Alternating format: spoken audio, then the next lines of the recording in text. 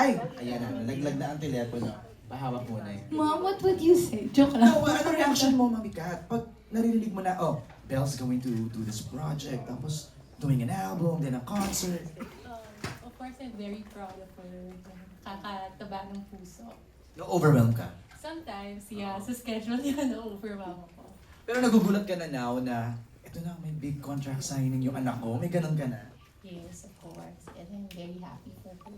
Pero do you still get to give her reminders? Kasi you know, parang may sarili na ring isip si Belle, no? You know, she gets to decide on her own, on projects to accept. Pero paano pa rin to make sure na you're still there reminding her of some of the important things in life?